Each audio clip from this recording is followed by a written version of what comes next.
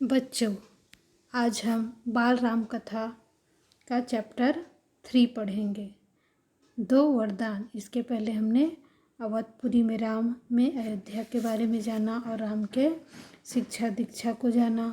उसके बाद दूसरे पाठ में हमने जंगल में जैसे राक्षसों का संहार किया, कैसे भगवान राम ने, और उनका विवाह आदि को पढ़ा। अब हम इसके आगे बाल राम कथा में चैप्टर 3 2 वरदान पढ़ेंगे। यह वाल्मीकि रामायण पर आधारित है। वाल्मीकि रामायण का यह संक्षिप्त रूप है। तो आइए हम इसके पाठ को पढ़ें। 2 वरदान। राम का विवाह संपन्न होने के बाद राजा दशरथ के मन में अब एक ही इच्छा बची थी, वह था राम का राज्याभिषेक। उन्होंने राम को राजकाज में शामिल करना शुरू कर दिया। राम बहुत ही विद्वता, पराक्रम व विनम्रता से कार्य कर रहे थे।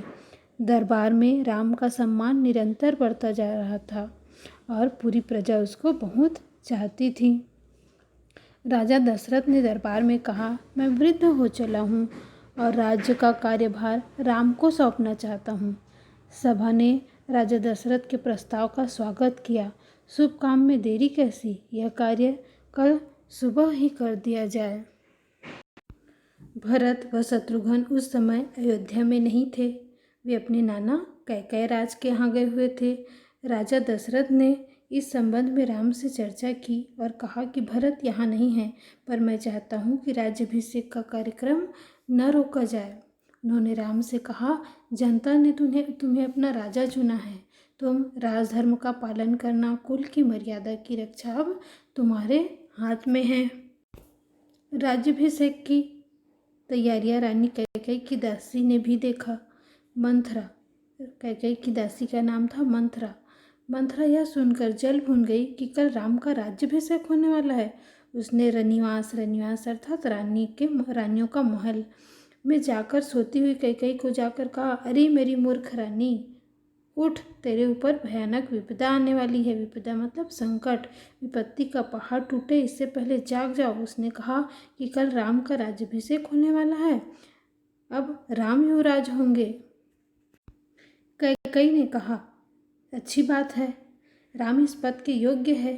कैकेयी राम से बहुत प्यार करती थी। मंथरा कहने लगी, रानी, तुम्हारी बुद्धि फिर गई है। राम को राज मिला तो वे भरत को देश निकाला दे देंगे, वे भरत को दंड देंगे। इस तिरस्कार से भरत की रक्षा करो रानी।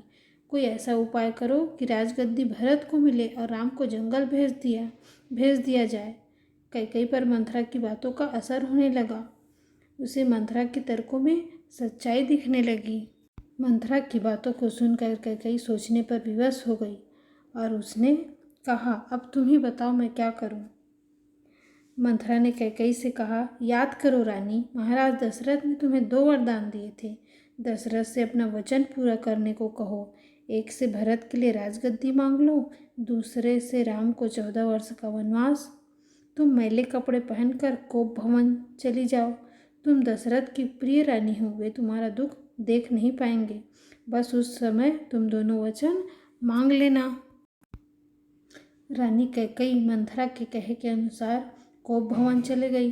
दिन भर की गहमा गहमी के बाद महाराज दशरथ को रानियों की याद आई।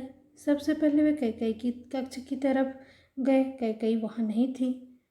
पता करने पर पता चला कि कैकेयी कोप भवन में है। दशरथ कोप भवन में जाकर कैकेयी की दशा देखकर व्यथित हो गए और पूछा, तुम्हें क्या दुख है, क्या हुआ तुम्हें? तुम अस्वस्थ हो, राजवैद्य को बुलाऊं? परंतु कोई उत्तर नहीं मिला। कैकेयी सिर्फ रोती रही।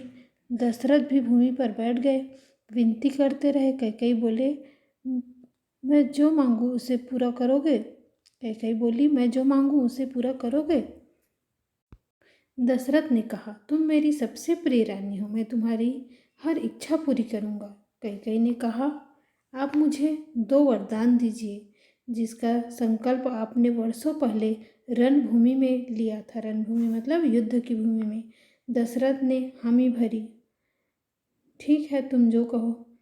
कल सुबह राज्याभिषेक भरत का हो। ये पहला वरदान, राम का नहीं। और दूसरा वरदान क्या मांगा? राम को 14 वर्ष का वनवास हो। कैकेयी ने पहला वरदान मांगा कि कल सुबह राज्याभिषेक भरत का हो, राम का नहीं। और दूसरा, राम को 14 वर्ष का वनवास हो। दशरथ अवाक रह गए, उनका चेहरा सफ़ेद हो गया, सिर चकराने लगा, वे मूर्छित होकर वहीं। कुछ देर बाद राजा को होश आया, कैकेयी की ओर देखा, बड़े कातर भाव से बोले, ये तुम क्या कह रही हो? मुझे विश्वास नहीं होता कि मैंने सही सुना है। कैकेयी अड़ी रही। दशरथ कैकेयी के मांग को अस्वीकार करते रहे, अनर्थ बताते रहे। तब कैकेयी ने अंतिम हथियार चलाया। कैकेयी ने कहा, अपने वचन से पीछे हटना रघुकुल का अनादर है। आप चाहे तो ऐसा कर सकते हैं, पर तब आप दुनिया को मुंह दिखाने योग्य नहीं रहेंगे। रहे मेरी बात, आप वरदान नहीं देंगे तो मैं विष पीकर आत्महत्या कर लूँगी। यह कलंक आपके माथे होगा। राजा दशरथ यह सब सुन नहीं सके। दोबारा फिर से बेहोश हो गए। रात भर बेसुध पड़े रहे। बीच बीच में होश आता रहा। वह कैकेयी को समझाते, गिड़गिड़ाते, धमकाते, डराते, पर कैकेयी टस से मस नहीं हुई। सारी सारी रात रोते हुए ऐसे ही बीत गई। बच्चों, यह पाठ 2 वरदान यहाँ समाप्त होता है। इसमें हमने पढ़ा कि कैसे कैकेयी ने राजा दशरथ से 2 वरदान मांगे कि भरत का राज्याभिषेक हो, राम का नहीं। और दूसरा क्या कहा कि राम को 14 वर्ष का वनवास। वो मंथरा की बातों पर आकर ये सब चीज़ कहती है। धन्यवाद।